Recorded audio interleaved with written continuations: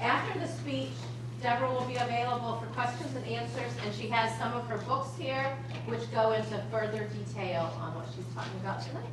So without further ado, thank you very much. Thank you. Hi, guys.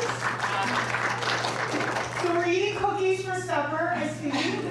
Do I really only have 30 minutes to give a speech, by the way? I thought I should ask. No, you can go long. Okay. Well, when you guys get bored, just put your head down on your desk, and I'll know I need to cut it short.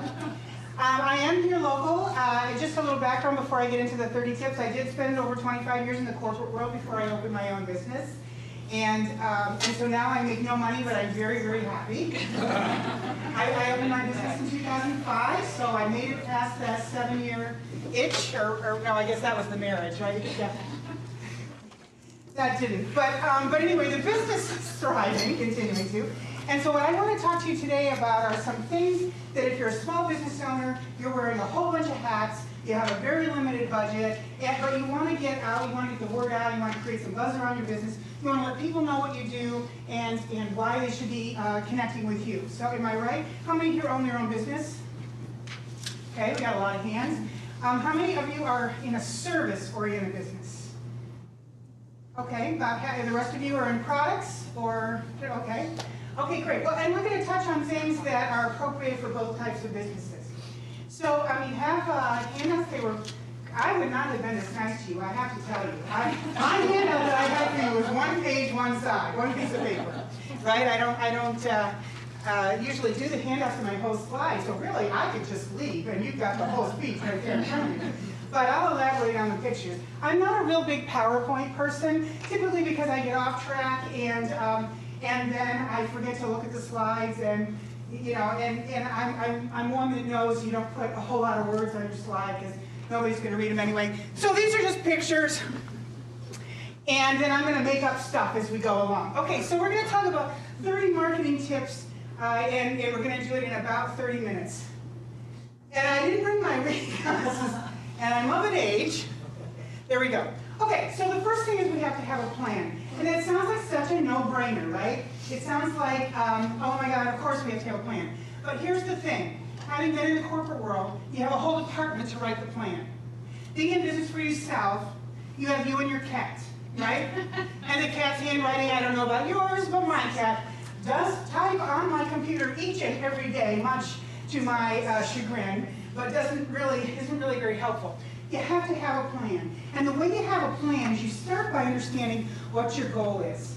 Okay? When you're talking about your website, so many people, when they're talking about their website content, they want to tell everything there is about their business on their website. But you have to understand that every piece of marketing that you do, the goal of that piece of marketing is to get the prospect or potential customer to do something. Pick up the phone, come to your store, send you an email. It's not necessarily to buy your products or services because they aren't committed yet, right? That first contact with you, whether it's traditional marketing or online marketing, isn't going to necessarily be enough to get them to make a purchase. There's just too much information out there and too much competition. So you have to have a plan, and you have to understand who it is you're trying to reach. So when I first started my business as a writer, I said, people would say, well, who's your customer? Anybody. That's what I'd say. And what do you write? Everything but resumes. Well, how easy was I to refer? What does that mean? It means nothing. Consequently, I made like $7,000 that first year. Booming business. Not even enough to pay tax. No. It was a real struggle because I really had a hard time understanding that you need to niche your business and you need to truly understand to the point of what kind of clothes they wear. I mean, truly understand who your target customer is. I have an exercise in my book that and also when I take my customers through when they're writing any website content, is to truly understand who your customer is. And when you do that, I suggest that you look at who's your favorite customer right now. Who's your favorite customer right now? How did they find you? Why are they your favorites? Are they of a certain age? Are they of a certain level of intelligence or education? Do they pay really well? Do they question your every move, or have you developed a trust? Have you built a relationship with them? how did that happen? And that's the kind of person you want to go after. So however they heard your name, you want to go back to that same pool. And we're going to talk a little bit more about that. But when you're having a plan, make sure you understand who that target customer is. The next thing you need to do is you need to make a marketing calendar. Again, as a small business owner, we say, well, I don't have that much on my calendar, I'll remember. Well, you won't remember. And here's the gig. When you're busy, you won't advertise. And by advertising, I'm not talking about television and radio and full-page ads in the paper. I'm talking about small business owner advertising. Things that don't cost a whole lot of money, but keep your name out there in front of prospects. That's the name of the game.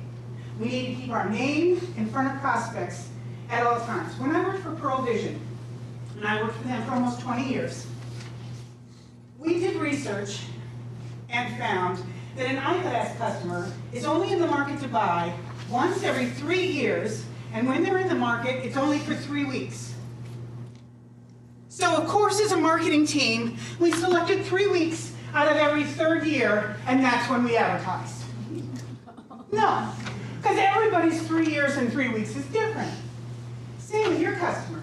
Now, your customers might have a more frequent buying cycle. They might need your products or services every month, or if it's McDonald's, 2-3 meals a day, but I am their spokesperson. The reality of it is you need to understand how frequently does your customer, how often are they in the market for your services or your product, and understand that it's a fleeting moment in time. And if your name isn't in front of them, no matter how wonderful that experience was the last time, they're going to select whoever's name they most recently remember. There's just too much competition. There's just too much information out there. And the truth of the matter is, they won't necessarily remember you unless you have your name in front of them on a regular basis. And the best way to do that is to put it on your calendar. Because even when you're busy, if it comes up on your calendar, you're more likely to do it. Of course, when we're slow, we say we don't have any money. Thank goodness for social media, because there's a million ways to keep your name out there for free. But when you're busy, you need to make sure that you're continuing to market your business, to get your branding out there, and to connect with customers. So put it on your calendar, you'll be more likely to do it, okay? The next one is to test and measure effectiveness. With email marketing plans, and we're going to talk about those in another minute, with email marketing plans, they have the opportunity to do an A or a B test. And by that I mean, you take your list of prospects, say you have a list of 1,000 prospects, and you send one message to 100 and another message to a different 100, and see which one gets a better response. Whether it's a postcard, a phone call, an email, whatever it is, which one gets the better response? Then you take that information and use that method to send to the other 800. So you want to make sure that you test and measure. Again, when I was with Pearl, I had, for many years, I was on the franchise side. And I had a number of states. I had, when I was in New England, I had 6 states and I think 54 stores, like 45 owners. Some owners own more than one store. And so I would go in and I would say, so what's bringing in the local traffic? Because part of being a franchise, they had X percentage that went to national advertising, but the rest they were allowed to spend in their own local market. So some did print advertising, some did radio, some did direct mail marketing, whatever. And I will never forget this franchisee said to me, oh, well, my local advertising is working. I said, what are you doing? He said, well, I'm doing some AdVo, some of the Valpak coupons, and this diner down the street has a menu, and I have a little business card size ad on that. And the movie theater next door let me rent their screen. I have my ad on their screen. Cool. Which one's bringing in your business? I don't know, but it's working. Well, how do you know it's working? Well, because I'm busy. Well, how do you know it was one of those 3 things that brought the customers in? It doesn't really matter because I'm busy. But it does matter. Because if all of your advertising is in fact, all of your traffic, your foot traffic, is in fact coming from not any of those 3 things you're spending your money on, then why continue to spend your money on it? So you need to make sure that you ask the question, how did you hear about my business? Find some way to track where they're coming to you from. How was that before grammar? From where are they coming? And make sure that that's how you use your marketing dollars, and you use your marketing time. Briefly on social media, most customers will come to me and they'll say, I need to be on Facebook. Well, I'll tell you right now, 1 billion people or not, I hate Facebook. I'm sorry, did I say that loud enough? I hate Facebook. I hate Facebook. Now, I'm on it like 8 times a day. My son just told me off on Facebook just before I left home today. My 23-year-old son. You know, his birthday is Saturday, and so I started posting pictures on the countdown to his 23rd birthday. Is there a problem with that? He was clothed in all of them. I don't know what the issue was. Just because there are 1 billion accounts out on Facebook does not mean that's where your customer is looking for you. They may be on Facebook, but are they in the mindset of looking for you? They may be online looking for people to talk about politics with, or beer, or sports, or last night's Avengers, Agent of S.H.I.E.L.D. show. I love it. Somebody mentioned last night's Agents of S.H.I.E.L.D. show and said, it perhaps might be getting better. It wasn't what I expected. And so somebody commented, I watched it once and decided it wasn't worth my time. And the guy replied, I went to run Brown's game and decided it wasn't worth my time. I thought that was clever. The point is you have to measure where you're spending your time and where you're spending your dollars so that you are being most efficient and most effective. As small business owners, we're wearing every single hat, and we can't afford our most precious commodity is our time. So make sure you're measured. Market from the inside out. How many of you have employees? Handful. How many of you have family members? How many of your family members understand what your business is? Here's the gig with this. I don't know if you know Ron McDaniel, the Zoodle. Ron McDaniel, one of my favorite people. And he has entire workshops, entire books around this idea. The idea is making sure that your employees, your family, your friends truly understand what it is you offer and who you're looking for.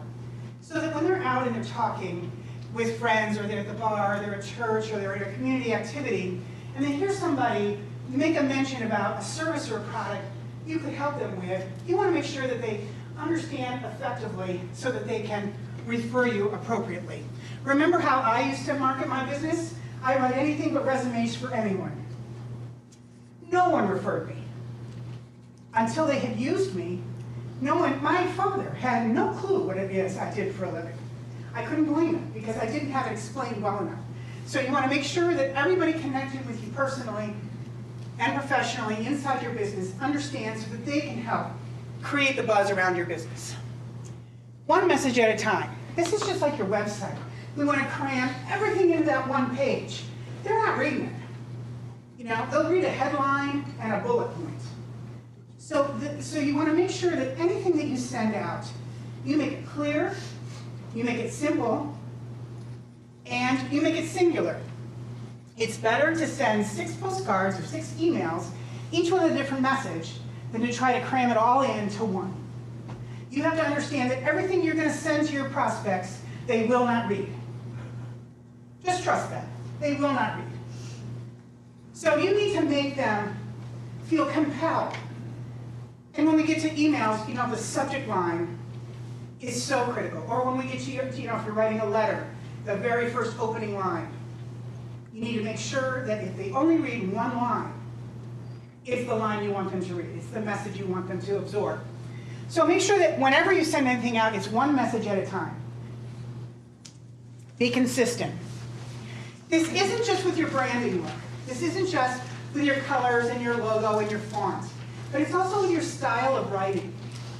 You need to know your prospects well enough to know if they're going to want Harvard Business Review or some kind of young people's vernacular where you're writing in text speak. And then you need to be consistent in how you communicate. So if your client, say for example, anybody here in the assisted living, adult health care, senior living business, okay, you have a tough message to send because you have 2 distinctly different audiences. You really have 3. You have the seniors that could benefit, that are still of a mind where they're making their own decisions. you have that where you have the younger boomer generation trying to do it for them, and they both speak totally different. They both have totally different ways that they're going to make a connection with whatever you send. And of course you have the centers of influence with the doctors and the social workers and so forth, who are just looking for who can I trust and who's going to have a room for me as quick as possible. That's how well you need to know your audiences. Somebody else shout out a business or an audience they're trying to reach. Insurance. Insurance. Okay, what kind? Okay. Property casualty.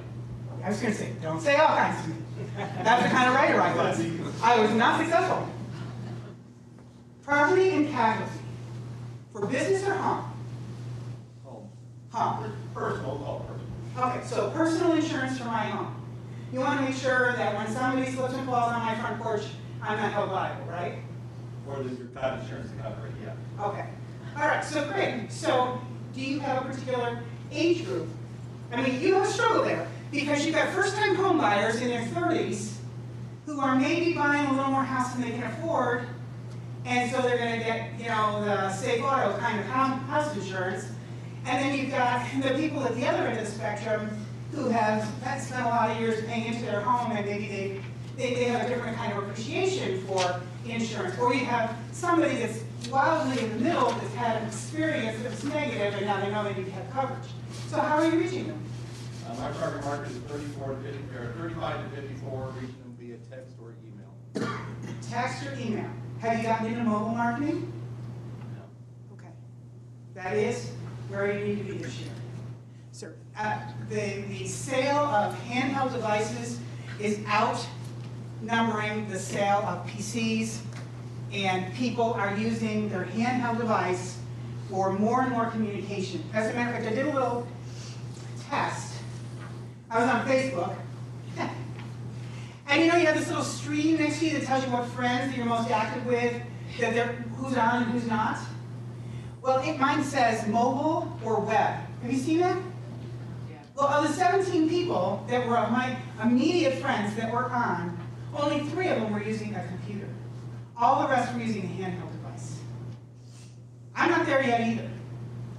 But we have to make sure that our website, that our email marketing, that every form of marketing that we're doing is also mobile friendly. And the best way to check it is to send whatever you're sending to your own phone, and see what it looks like. Anyway, so along with color, style, and font, make sure that your language is the same. Be consistent. Have a call to action. Oh my gosh. I had a monthly newsletter.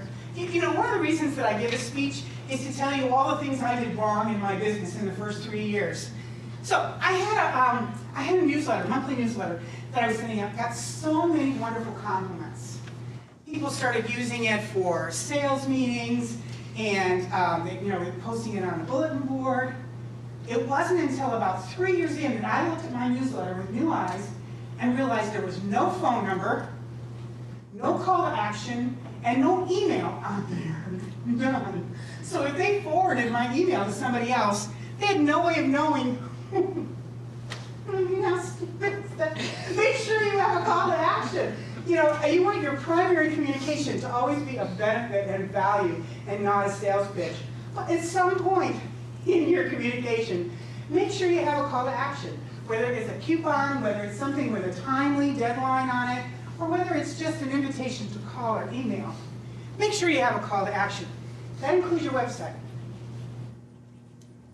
When somebody comes into your website, it may not be the home page. Because of a search, they may come in the middle of your website. You need to make sure every page on your website has easy to see, not 7-point font in the footer, easy to see ability to contact you. Call to action. 3-mile radius. How many here only want business in Summit County and surrounding areas? All the rest of us want business all over the world? All over the state. All over the state. Well, 3 miles in Manhattan is different from 3 miles in Nebraska, okay? But the point is, you want to pick an area. If you have Summit County, or you have the 18 counties of Northeast Ohio, if you niche your business down to a particular customer, And all on this big map you focus on is this much, that's still enough business. If you're talking to the right people with the right message. You want to make sure that you identify what is my 3-mile radius. And then you want to communicate to that 3-mile radius. Make sure that your website has geographical words in the content. So if you're Summit County, Northeast Ohio, Hudson, Summit County, Medina County, Stark County, use those words in your content online. Here's the reason why. Google has taken over everything as it relates to your sign-in online. And Google recognizes where your computer is. And they're going to give you searches different based on where you're located. So if there was a customer in Phoenix and a customer in Cleveland, and they both try to look for a web writer, they're going to get different responses in Phoenix than they get in Cleveland. So if you have a keyword that talks about your geography in your content, your site is going to be more likely to come up in the search results. That's just a little tip.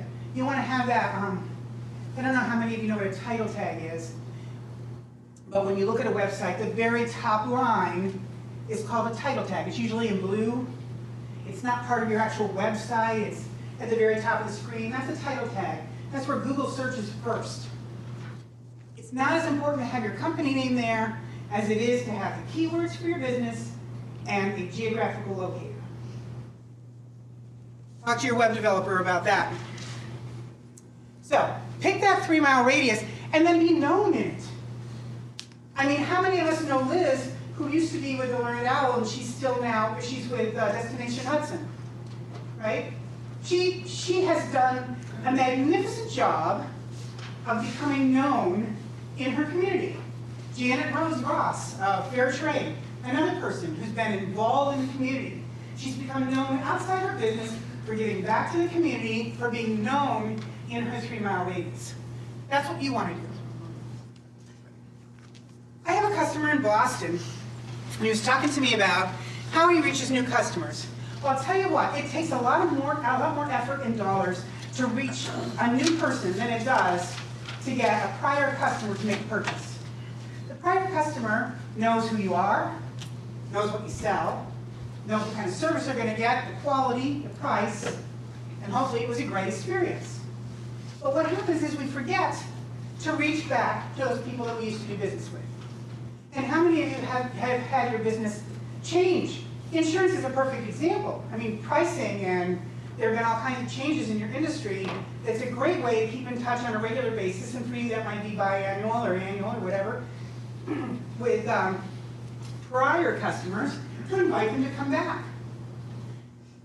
Anyway, this customer in Boston, he's got a new product, and he's talking to me about how can I get the word out? How can I find new potential customers? And I said, well, first let's talk to me about how you're continuing to keep in touch with your prior customers. He said, I'm not. Well, how are you keeping in touch with your regular customers? Well, I'm not, except for filling orders. This is the first place you want to go. Yes, it's great. It gets a buzz around the world and around the community about who you are to new people, but make sure you cherish these prior customers and your existing customers. I have a speech that I give called Earning Customer Loyalty. I truly believe it is something we earn. It's not something we're given. It's just like our kids don't respect us.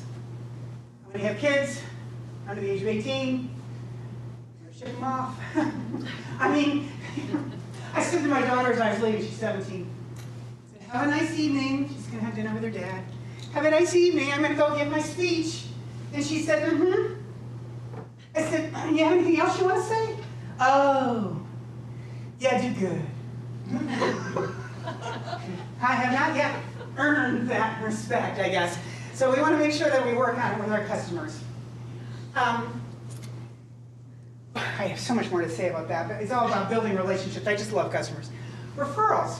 Again, if you've got that relationship with those customers, ask them, do you know anybody else that might be willing to talk to me about my products and services? You know, if somebody says, gosh, that was just the best buying experience ever. Well, you know, and that happens.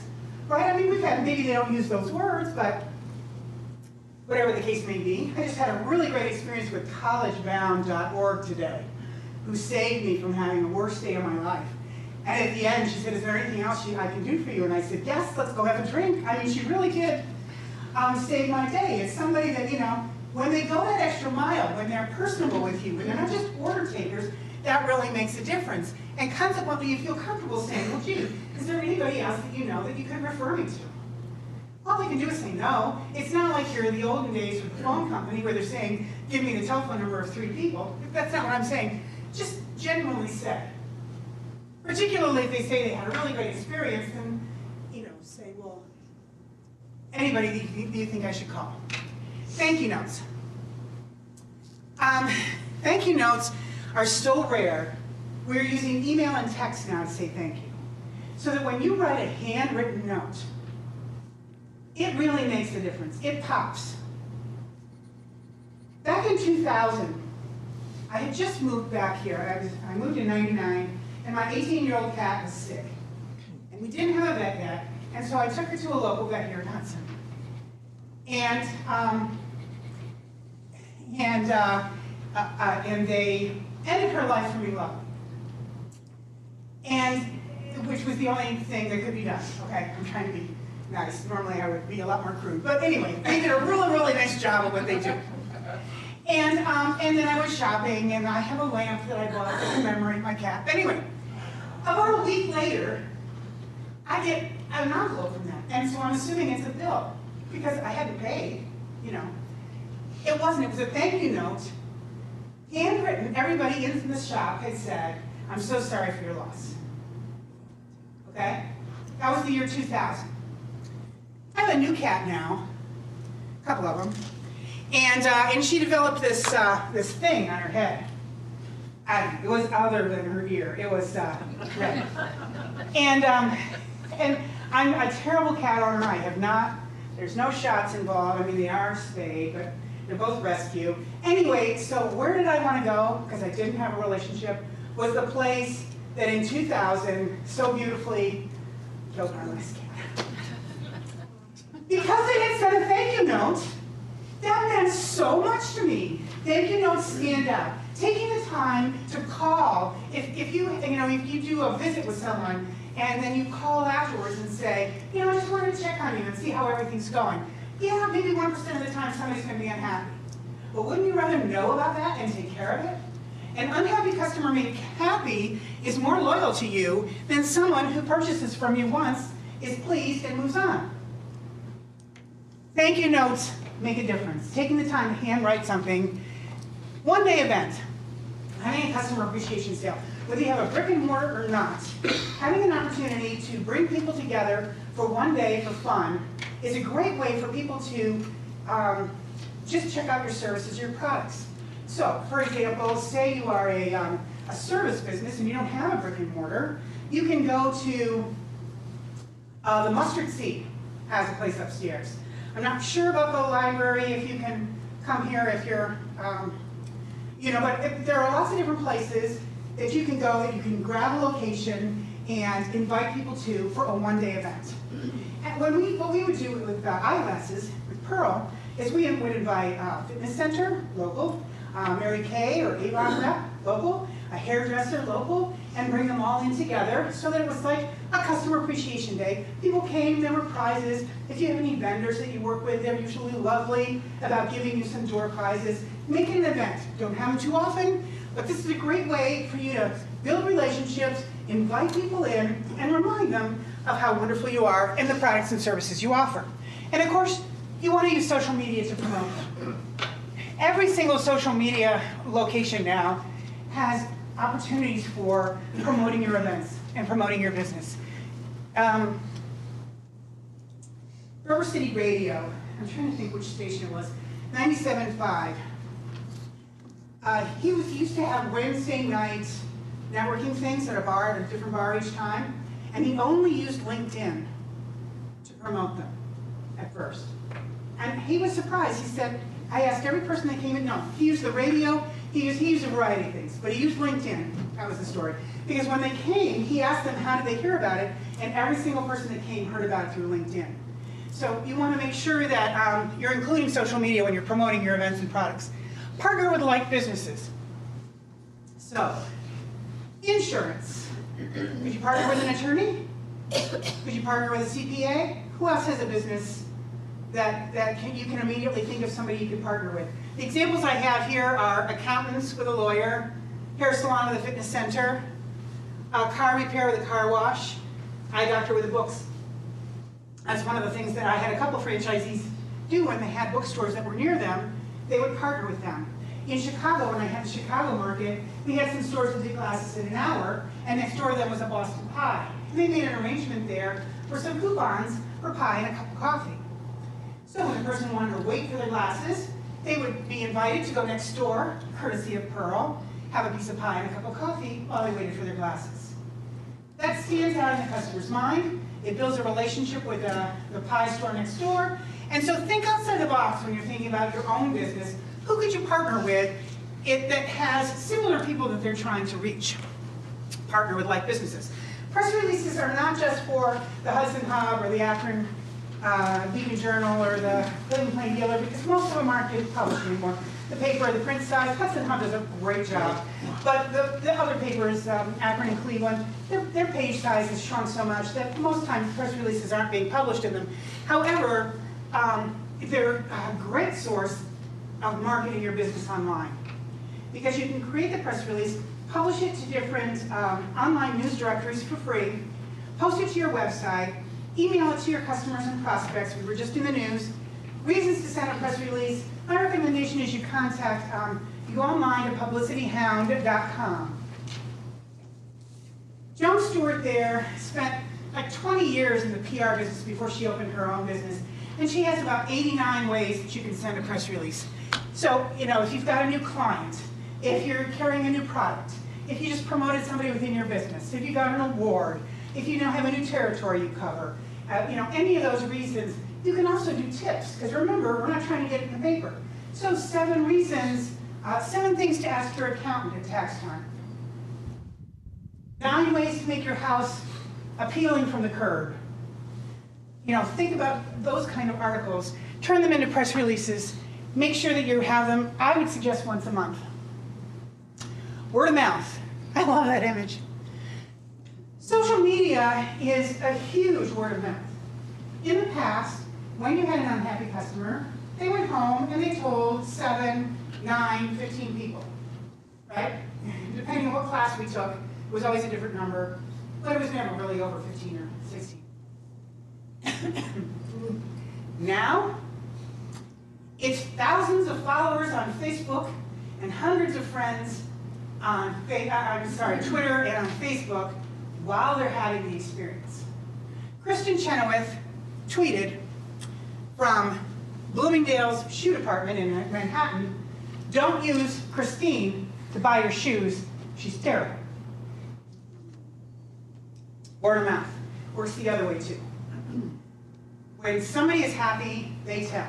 When somebody asks a question, they make great references. And people are more likely to secure services from somebody that they've been referred to than just out of a blind search.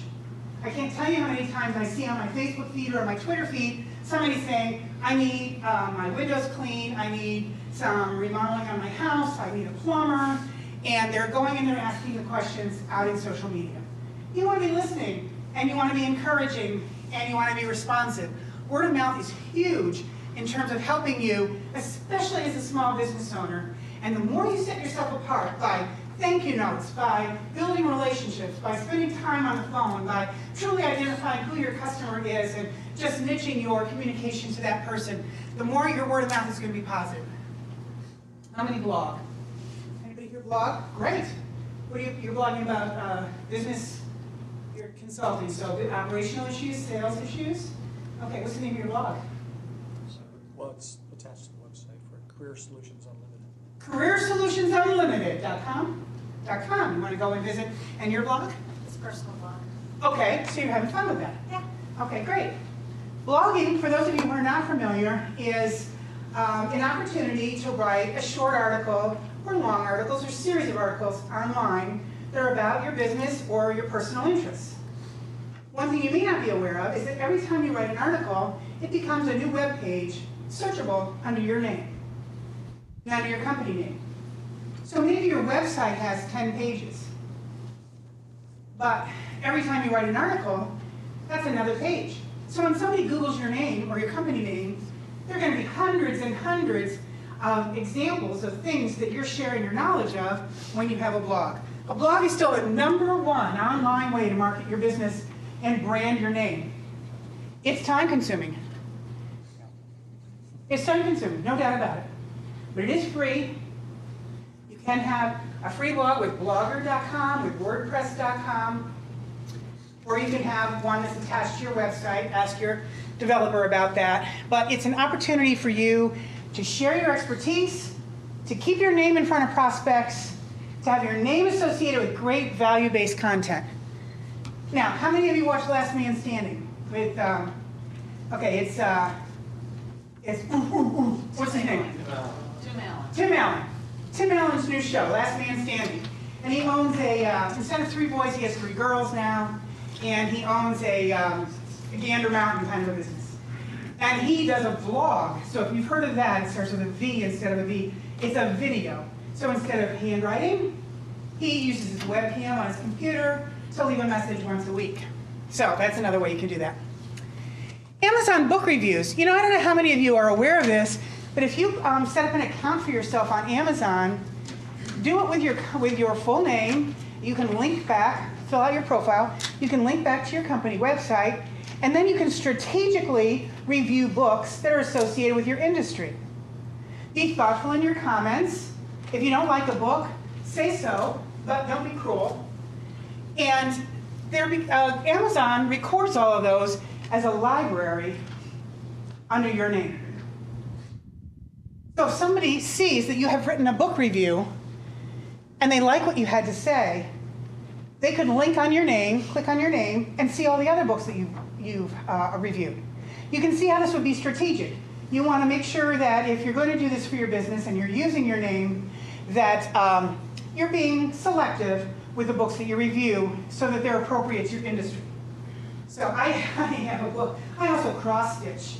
And there's this book that I absolutely love that has cross-stitch designs that you stitch in pillows, and they all have bad words in them. I love that book, but I chose not to leave a book review on that book on Amazon. I just tell people about it. Anyway, great fun. Email communication. Is anybody sending an email newsletter out to their prospect? Okay, great. What are you using? What are you using? Actually, it's the Keller Williams, basically the company communication that goes out.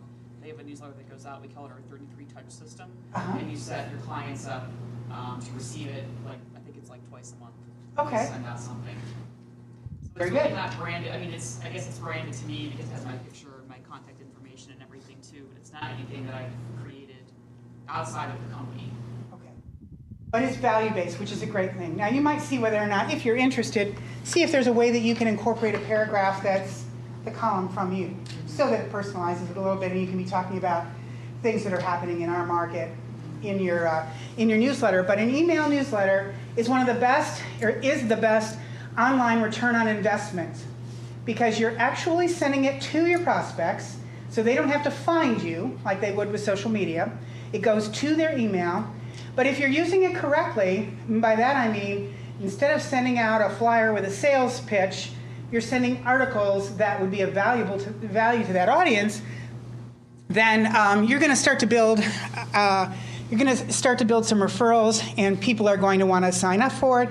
They're going to forward it to others, and it really is. I have a customer in Phoenix that sells trade show exhibits. So their products are not inexpensive. And 3 months in a row, I send 2 newsletters out a month.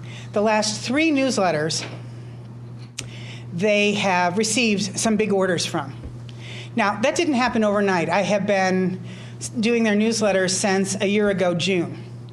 And over the course of that time, so it's been almost 2 years, over the course of that time we've had, an occasional order here and an occasional order there. But the last 3 months consistently, or the last 3 editions consistently, we've had inquiries that have turned into projects for them.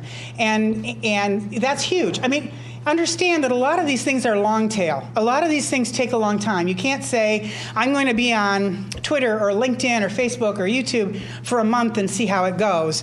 You really need to expect that there's going to be some time involved. There are things that you can do for short return. One-day sale is one of those things. Sending out an email communication that has a short deadline, just in the next 15 days, contact me for a free 30-minute consultation. But most of the things that you do are going to be used to create a name for yourself, a name for your business, and reinforce your expertise in your particular industry. But I highly recommend emails.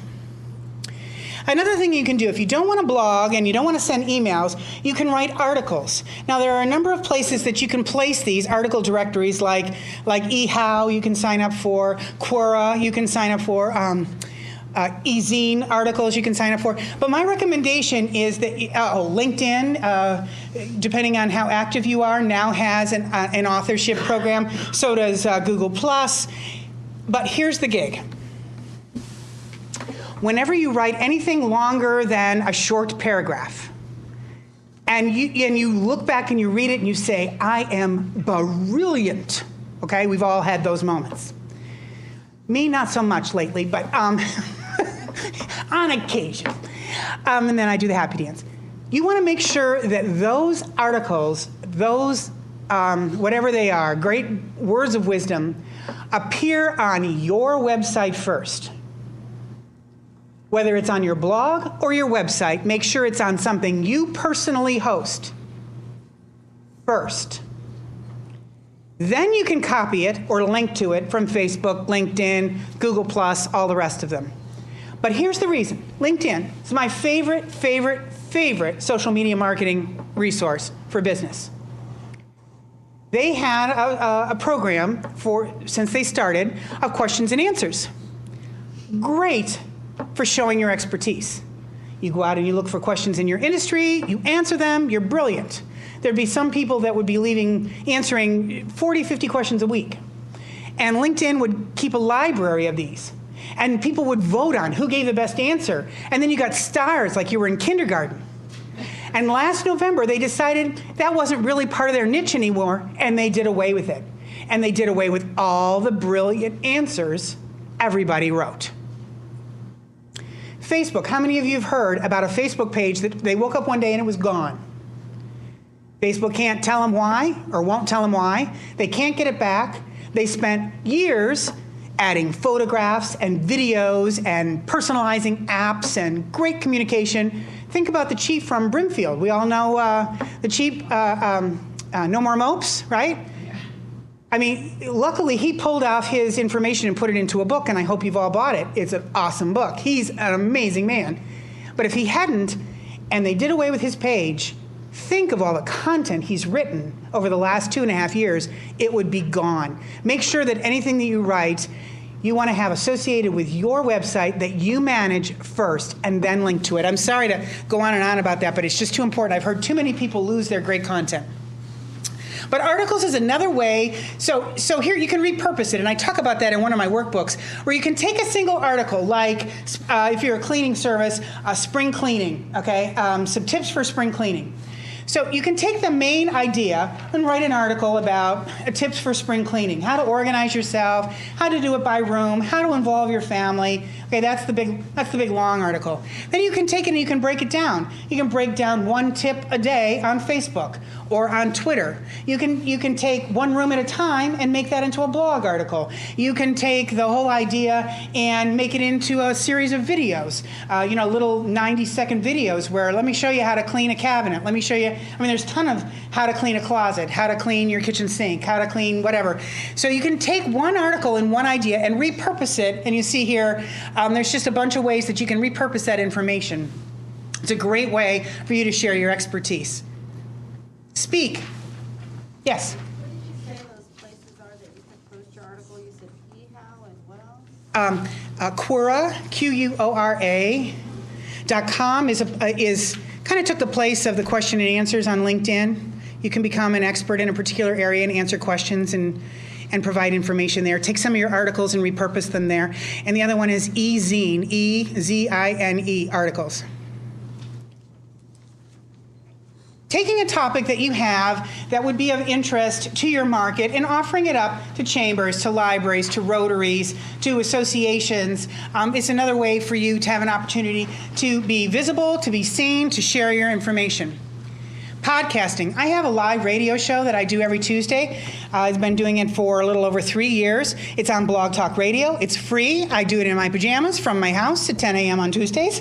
Each one has become an MP3 file. So when I have a partner that I do it with. The radio show is called Us Media Radio, where relationships and technology collide. I'm all about relationships. She's out in Streetsboro. She's all about technology. She owns a company called Camtech Online. She's absolutely brilliant. Candace Benson is her name, and she does a phenomenal job of creating endless possibilities for the youth of America with her computer programs. So we tackle a different topic every Tuesday morning, and sometimes we have guests and sometimes we don't. But the 3 years worth of those radio shows are all stored online, and if there's one that's a particularly good one, we can use that to market. The people that we have on as guests, they have saved their particular episode and used it to market their business. Podcasting, you need very little equipment. Now, here I was being interviewed by somebody else's radio show. He had a lot of really fancy schmancy equipment. I just use my cell phone and my computer. So there are some really simple, inexpensive ways that you can podcast. And again, live, I'm telling you, anything can happen when it's live, but it's fun and people understand that, and it's a simple way to get the word out about my business. Donate a product. Sponsor a baseball team. Get involved in donating something within a community, whether it's a Labor Day program that's here in Hudson, or something that's in your community, something that you feel passionate about, and you want to connect your name to it. People buy from those they like and trust, and people want to buy from somebody that they feel like is a kindred spirit. There's too many competitors out there, but if they're looking at your LinkedIn profile and see that you're really into Habitat for Humanity or Boy Scouts and Girl Scouts of America or PETA or Kiva or whatever the organization is that you really feel passionate about, and then you connect your name with it by donating a product, donating some service, donating your time. It's a great way to show who you are at the core, because after all, people don't buy from companies. It sounds so trite, but they don't. How many of you have decided BP? I'm sorry if anybody here is associated with BP, but and Pepsi is the same way. I kind of have a little bee in my bonnet about those two products. And then I also have bad experiences with a particular sales rep where I won't go to a particular store anymore, even though the store has great products. But because I had a bad experience, I have an emotional connection, positive or negative, it drives my decisions. So when you donate a product, it helps to show a little bit more about who you are. Online directories, oh my gosh, there are so many. Just Google business directory. Make sure that you go in and you create a free account, you put your company name, a link to your website, your address, your phone number, and your email address. It is, again, another way to get your name out on the web and to have a link going back to your website. YouTube channel. Create a channel. Again, it's free. Create a channel, upload some videos. They don't have to be professional. You can use your webcam. You can use your handheld phone or whatever to create little videos. Keep them to under 3 minutes. 90 seconds is even better. Single point, again, like I said early on, one message. And connect your name with it, because people are going to YouTube first for anything.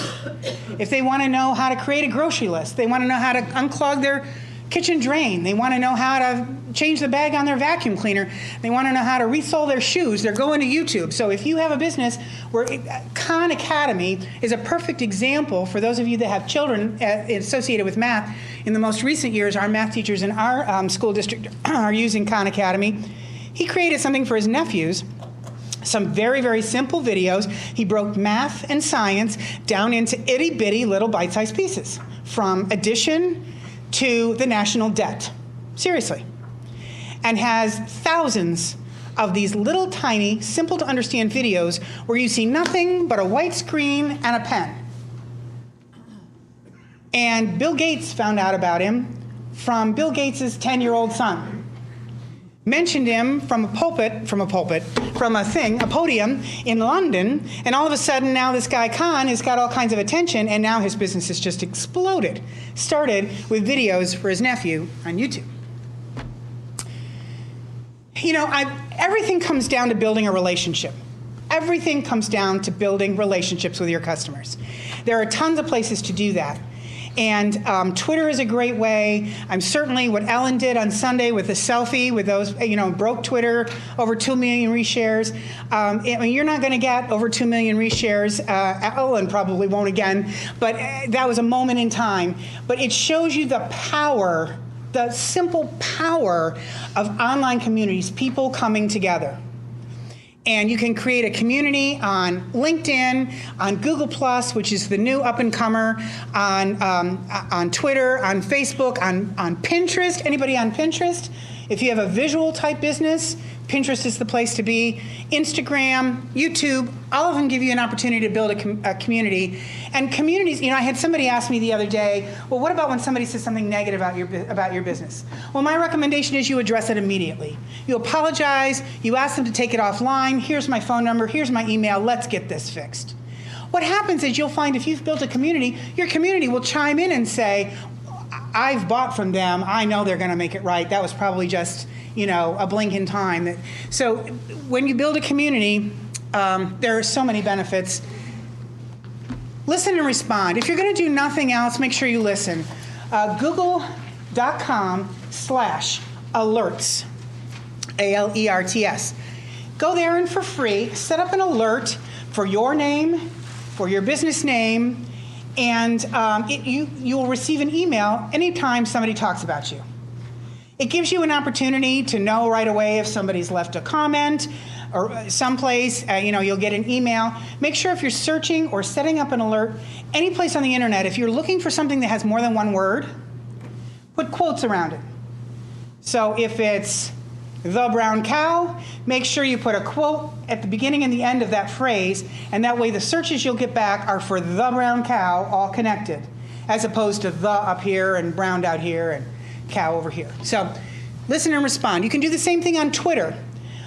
Twitter allows you to do the same thing. You go into search and set up an alert for your name and for your company names so that you can hear when somebody's talking about it and then respond. Be responsive. Optimize your website. The very least, we talked about making sure you have geographical words in there. But this is a whole other subject by itself, but you want to make sure that every single page has what's called a meta, M-E-T-A, a meta description. And that's really key, and that every photograph has what's called an alt tag. When the spiders search the web, they cannot see an image. So if your website is nothing but really beautiful pictures, it is a blank page. To the social media spiders, or to the search engine spiders, they will see a blank page. They won't see any of your great pictures. They won't see your logo. So you want to make sure that every image has words behind it. So if you have a web developer, ask them about alt tags and meta descriptions. And if they don't know what you're talking about, ask a different web developer. But you want to make sure that your site has these keywords associated with it, because that helps with your organic or your free search results. And for sure, make sure it includes geographical words. Learn something new. I believe that we're never too old to learn. I like to say, I'm almost 60, and I'm hanging in there with the social media. I'm really trying to hang in there. And this year, the thing I'm trying to learn is Google+. And I've got the basics of it, but like LinkedIn, there are so many layers, and I get all the layers of LinkedIn. I love LinkedIn is just so incredibly powerful for your business. It's not all about job searching. It's all about building your business, building your community, getting your name out there, making connections for the growth of your sales. And I know Google Plus has that same power. I just haven't unleashed all of it. So this year, that's what I'm learning is Google Plus. So I would encourage you, like you've done today, is to seek out opportunities to learn something new. There are just too many things. You know, you can't say, oh, okay, I need to have an account on Pinterest and Instagram. No, pick one and get to know it really well and use it consistently. And then pick something new. You know, I have my business mentor is Norma Rist out of Akron. I don't know if any of you know her. She's phenomenal. Anyway, she has a goal that every quarter she attends a luncheon or a dinner or a networking event for a group she's never gone to before. Because that way she meets new people. Nothing wrong with going to your local chamber and your Rotary. Those are all great things. Those are your family, you know. But when you go to some of these out-of-the-box events, and I suggest that you go to meetup.com, meetup up.com, and you can search geographically, you can search by industry, you can search by interest, and find the meetings that are something new that appeals to you. You're going to meet new people. You're going to meet younger people who are going to make you feel not so young, but if you listen, they have tons to teach you. And so do you. Have tons to teach them. So it's a great way to be learning something new and making new connections. The last of our 30 is to evaluate and adjust. Any marketing plan or business plan that you had 5 years ago, hopefully you realize that you need to change it. Because our business changed, technology changes, our customers' needs change, and we need to make sure that how we're getting our name out there is also evaluated. We want to test it, we want to measure it, we want to see what's working, and what isn't working, we need to get rid of and find something new. We want to evaluate and adjust. And there you go, your 30 marketing tips in like way longer than 30 minutes. I'm so sorry, but questions? Everybody's exhausted. Y'all want another cookie? Yes. I have a question you Yes. can give some feedback on. Okay. As a real estate agent, you know, it's difficult to pinpoint just one niche and not alienating people because we're working with first-time home buyers, we're working with empty nesters that are looking to downsize, you know, people that are, you know, dealing with, you know, loved ones that are, you know, the house is going to become an estate, they're going into assisted living. So what are your suggestions maybe on, you know, creating some type of a niche in all of that?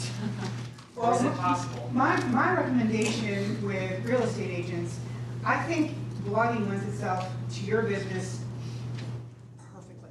Okay. Because you can organize each article by a category. So that you can create a series of articles over time for first-time home buyers, for downsizers, for dealing with estate planning, or selling your parents' home, for you know, for all of it, for first-time construction, for staging your home to get it ready to sell. You know, what if you have to be out of your house in 30 days? What are the first 5 things I need to know?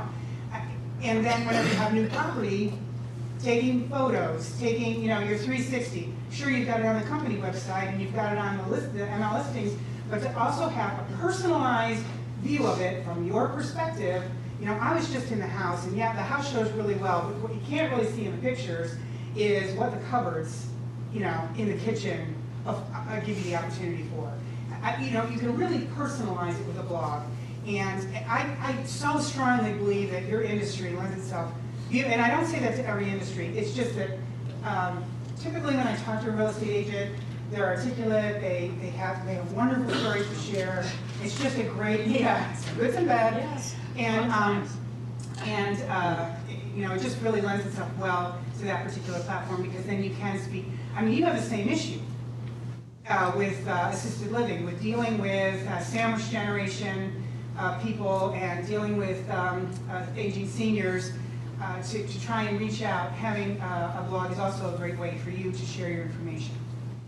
Also, seniors are going to be more likely, if you let them know about it, to go and read what appears, which is like an online magazine of articles, than they are to be involved with Facebook or Twitter. You know, I mean, Facebook, sure, for grandkid pictures and that kind of thing, but for information for themselves, that would be a good. Yes? What do you think about open networking? I'm sorry, one more time? What do you think about open networking on LinkedIn? Oh, open networking, being a lion. Yes. Okay. LinkedIn, first off, for those of you that don't know, is a business network where you can, it's, you know, originally it was kind of like having an online resume, and then it's like going to a wine and cheese networking party where you collect business cards, right? But then it's what do you do with those business cards? And so there comes a time when you have to decide, who am I going to say yes to, and who am I going to say no to? Who am I going to have as my contacts? An open networker is somebody who says, I will say yes to everyone. Here's my philosophy on open networking. I think it depends on your business. If you are a recruiter, I think it's key. I don't call myself an open networker, but I do say yes to almost everybody, and here's how I handle it. When I get an invitation from someone, if I don't recognize their name, and they didn't personalize the invitation, big no-no by the way, and I have to start doing research to look at their profile and see, well, how do we know each other, and are they local, are they not, what industry are they in? I have to start doing a lot of work. It kind of ticks me off. So, you know, they haven't made it easy for me to do business with them. But I will take the next step and send them a message without connecting and say, you know, how did we meet? Because very frequently, it's somebody like you who I won't have a chance to get to know your name by the end of this. And I do, by the way, Deborah Chaddock Brown, I have business cards up here. I do invite you to connect to me on LinkedIn if you so desire. And just remind me how we met. But if they get back to me and they let me know how I've met them, or if we haven't met, why they want to connect, and it's not just to farm my contacts, I say yes. And then I send them a message back and say, well then, let's talk to me about your business. I immediately start to try to build that business. So I was recently, just this weekend, going through all of my contacts to see who didn't have a picture, because I wanted to reach out to them and say, you need a picture, you know. And I realized as I went down the list, and I have about 1,800 people that I'm connected to, I knew almost all the names. Almost all the names I could tell where I knew them from. So if somebody were to come to me and say, would you recommend this person? I would feel pretty comfortable 70% of the time to say yes or no. With an open network, it's a little more challenging. So I guess my long answer to that question, which should have been really simple, is it depends on what your industry is. And it depends on why you're going to use your contacts. Because you have to be aware that some contacts on LinkedIn will only connect with somebody they've met eye to eye. Unless they've seen the whites of their eye, they're not going to connect with them on LinkedIn. And so if they see you as an open network, they may say, I don't really want to connect to him because they'll connect to anybody and then they'll come in and try to scrape my contacts. You see what I'm saying? So it really depends on your industry. What business are you in? It's sewer business, or healthcare, Okay. and I have a series of books on how to find healthcare information, how to pick Medicare plans, or oriented towards consumers who are trying to navigate the healthcare system. Okay. So I don't know if you heard that, but he has information on how to navigate the healthcare system that he wants to get out to his community.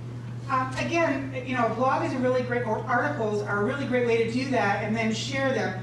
I would go into discussion groups rather than being an open networker. Me personally, I would still kind of have some handle on my network, but then I would go into groups that are on LinkedIn and start to share my information there, or start a discussion, or be part of a discussion. Because then it's not you just shoving information down their throat, whether they want it or not. It's you actually getting involved in a conversation. People respect that and they really connect with that very well. Yes? When you talked about Ellen and that's the group selfie.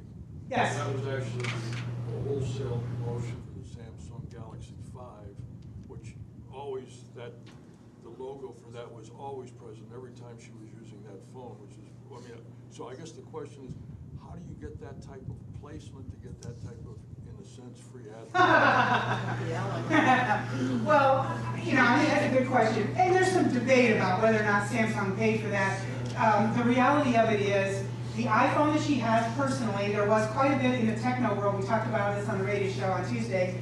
There's quite a bit of buzz about it in the techno world. The iPhone that she uses personally does not have a big enough screen to take a selfie. The Samsung was the only one that had a big enough screen. Thus the reason to use it. Whether Samsung paid her for that or not only did they get huge play, but Big Mama and Papa's Pizza got some huge play. If you watch the Oscars, she ordered pizza, and he came down and was delivering pizza within the audience at the Dolby Theater. There's really no great answer to that. That's like I've had customers ask me, can you make my video go viral? No, I can't guarantee that. You can try, you can all back to building your communities. The more you have a community of trust where people understand, the more people say, yeah, I see you're promoting something, I'm going to pass the word around. I didn't really promote this until yesterday, tonight's event, but I put it on LinkedIn and I put it on Facebook, and I sent it out an email to about 1,000 people, and I was really pleased at the response. I don't know, is anybody here because of those that I sent? No. Oh, are you? Yeah, I'm here because of Eventbrite, because I'm an Eventbrite junkie. Very good, very good.